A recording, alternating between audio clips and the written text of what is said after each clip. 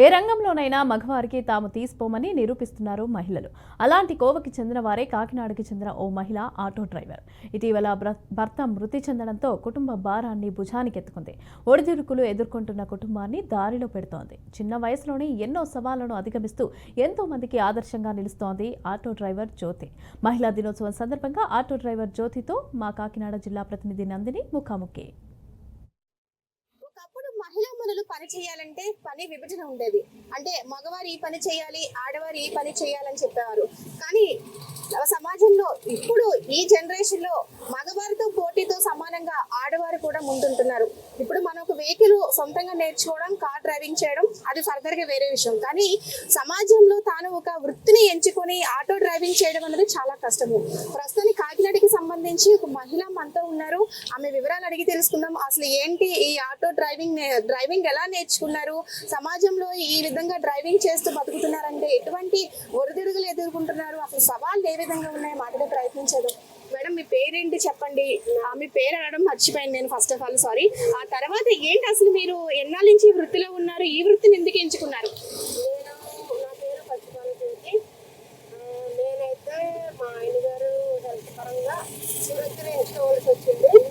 ఆయన అయితే రీసెంట్గా 10 months అయింది చనిపోయి. అంటే మెడికవర్లో ట్రీట్మెంట్ చేయించేదాన్ని. అక్కడ యూనియన్ వాళ్ళు చాలా ఇబ్బంది పెట్టారు, బయట ఆటో రానియకుండా. అప్పుడు ఎలా కాదు, మనమైనా ఇలా ఆటో తీసుకుని చెయ్యాలి అని ఆలోచన వచ్చింది. హస్బెండ్తో చెప్తే సరే అమ్మా తీసుకో అని చెప్పేసి అని అన్నారు. ఆయన సపోర్ట్తో నేను ఈ ఆటో తీసుకొని ఇలా నడపడం జరుగుతుంది. ఆయన అయితే 10 నెలలు అయిందండి చనిపోయి. ఇంకా అప్పటి నుంచి నాకు ఇదే వృత్తి, మాకు ఎవరు ఆధారం లేదు. నేను మా పాప. అలా కాదు, ఇప్పుడు అంటే జనరల్ గా ఏదో షాప్ లో పనిచేయడము, ఇంట్లో పనిచేయడమో, లేదంటే ఓన్కి ఏదైనా వ్యాపారం చేసుకోవడం అలాంటివి ఎంచుకుంటారు. కానీ మీరు తెల్లారితే రోడ్డు మీద పాసెంజర్లు ఎక్కించుకొని ఈ వృత్తి ఎంచుకున్నారు. ఇంటి పాసెంజర్లు ఎక్కేవారు అందరూ ఒకలాగే ఉండరు. ఎలాంటి సవాళ్ళు ఎదుర్కొంటున్నారు అసలు? అంటే ఇంకా ఉంటారు, అటు ఇటు ఉంటారు. నా ఆటోలో అయితే ఎక్కువ లేడీస్ ఉంటారండి. తర్వాత స్కూల్ పిల్లలు అయితే చెప్తాను. ఉంటారు స్టాండ్ లో వాళ్ళు అయితే మరీ చాలా ఇబ్బంది పెట్టేస్తారు. ఇక్కడ ఆటో పెట్టుకోండి, అసలు రావద్దు, అది ఇది చెప్తారు. మరి భర్త చనిపోయారు అంటున్నారు కదా, ఏ విధంగా చనిపోయారు? ఏమైనా హెల్త్ ఇష్యూ అయిందా? గవర్నమెంట్ నుంచి ఏమైనా అసలు ప్రోత్సాహం ఏమైనా అందుతుందా మీకు? లేదన్నా, ఇంటికి ఆన్సర్ ఉంది. పాపకి ఎంత వయసు? 20 years ఉంది. ఏం చదువుతుంది పాప? ఏం చదవట్లేదండి. అయ్యో, మరి ఎలాగమ్మా చదివించాలి కదా? అంటే ఎవరో మాకు సపోర్ట్ లేదండి. ఇంతవరకు నేను కలిసి పనిచేసి వచ్చాను. తర్వాత ఇంక ట్రీట్మెంట్ కోసం దగ్గర 6 lakhs ఖర్చు పెట్టాను. ఏంటమ్మా ఫ్యామిలీ బ్యాక్గ్రౌండ్ ఏంటి? తల్లిదండ్రులు ఏమైనా ఉన్నారా మీకు? తల్లిదండ్రులు ఉన్నా చూడరండి. అంటే రీసెంట్గా నాన్నగారు కూడా చనిపోయారు. ఇంకా ఇవ్వట్లేదు. ఇప్పుడు ఉన్న దానికి కూడా గొడవలు పెడుతున్నారు. ఇప్పుడు ఈ ఆటో ఎలా కొనుక్కున్నామ్మా నువ్వు? లోన్ తీసుకున్నానండి. బ్యాంక్ లోన్ తీసుకుని కడుతున్నాను. ఇప్పుడు పాపని ఎంత వరకు చదివించారు మీరు? పాపని 8 వరకు చదువుకుందంటే.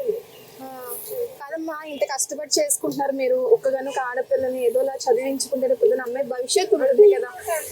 తగ్గిస్తున్నానండి చదువుకోదు. అంటే ఇప్పుడు ఇంతవరకు అంటే చాలా ప్రాబ్లమ్స్ ఉన్నాయి. ఇవన్నీ ఫేస్ చేసుకుని రావాలనేసి పాప చదువు ఆపేస్తుంది అనమాట. ఇప్పుడు ప్రభుత్వం నుంచి మీకేమైనా సపోర్ట్ ఉందా అసలు? అసలు ఏ సపోర్ట్ లేదండి. కనీసం ఈయన చనిపోయేప్పుడే 10 months అవుతుంది, పెన్షన్ కూడా ఏమి కూడా లేదు. అయ్యో, అసలు ఏం లేదు. మరి ఎవరైనా అధికారులు కలిసారా? మీ ప్రాబ్లం చెప్పారా? ఆల్రెడీ నేను కలెక్టరేట్కి వచ్చానండి. ఆయన ఒక పేపర్ ఇచ్చారు, వెళ్ళండి అవుతుంది అన్నారు. కానీ ఇప్పుడు వచ్చేది సైట్ అది ఓపెన్ అవ్వలేదు అని చెప్తున్నారు. అది ప్రస్తుతానికి అయితే ఏ ఆధారం లేదంటే ఈ ఆటో మీద నాకు ఆధారం అంతా. ఎన్ని సంవత్సరాల నుంచి నడుపుతున్నారమ్మా ఈ ఆటో? 1 year నుంచి నడుపుతున్నానండి. ఇప్పుడు దీనికి ఒక టైం అంటూ ఉండదు, రాత్రి ఏ టైం అయినా కూడా మీరు తిరుగుతారు. మరి ఏంటి అసలు ఎలాంటి వాళ్ళు ఎక్కుతారో తెలియదు. ఎవరన్నా ఇంకా అన్ని కావాలనుకుంటే ఒకరి కింద పనిచేసామంటే అంటే వాళ్ళ దగ్గర గోల్డ్ రిసెప్షన్ వస్తాయి, మామూలుగా ఉండవు. వాళ్ళ దగ్గర చాలా ఉంటది. దానికన్నా ఇదే బెస్ట్ అని చెప్పేసి ఇదే ఓన్గా ఎంచుకున్నా. ఎక్కడ కూడా ఏ స్టాండ్ లో వాళ్ళు కూడా రానివ్వరు, వచ్చిన గొడవ చేస్తారు. నా ఓన్గానే ఇలా తిరుగుతానంటే. ఎప్పుడైనా లోన్ అది లేట్ అయితే ఎవరైనా ఇబ్బంది పెట్టడం అలాంటివి జరుగుతాయా? ఎలాగైనా ఫైన్ పడిపోతాయి కదండి, ఆ ఫైన్ వేసుకుని కట్టుకుంటాను. మరి సంవత్సరం సంవత్సరం నుంచి ఇంత కష్టపడుతున్నారు, మీరే ఇక్కడ ఆటో నడుపుకుంటూ కుటుంబాన్ని పోషిస్తున్నారు. అంటే ఎంతో సమాజంలో ఇలాంటి ఎంతో మంది ఎన్నో మాటలు మాట్లాడుతుంటారు, అవన్నీ పట్టించుకోము, కానీ అప్పుడప్పుడు కొంచెం బాధ కూడా కలుగుతుంది. అలాంటి సిచ్యువేషన్ లో ఏంటి అసలు? అంటే ఇప్పుడు చాలా అంటే బయట అనేది పట్టించుకోము, మరీ దారుణంగా ఫ్యామిలీ వాళ్ళు ఇబ్బంది పెడతారండి ఎక్కువ నన్ను, మామూలుగా కాదు.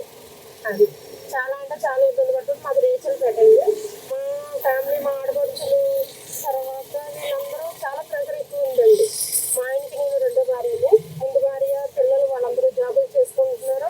అయినా సరే మా మీదకి ప్రెజర్ అనేది చాలా తీసుకొస్తున్నారు. పాప నేను ఒంటరిగా ఉంటామండి ఇంట్లో.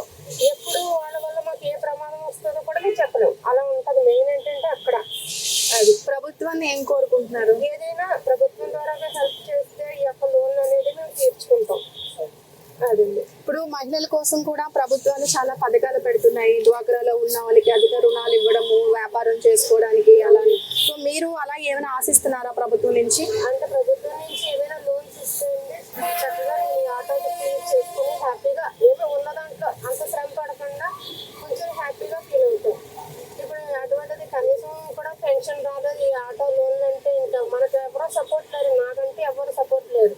ఒక్కదాన్ని నేనే తిరగాలి, పాపం చూసుకోవాలి అంటే కష్టం. అదండి. ఇది చూసాం కదా, భర్త చనిపోయారు, కనీసం పింఛన్ కూడా లేదు, ఒకగానొక కూతురు, తనని ప్రైవేట్ గా చదివించుకుంటున్నారు ఆటో నడుపుకుంటూ.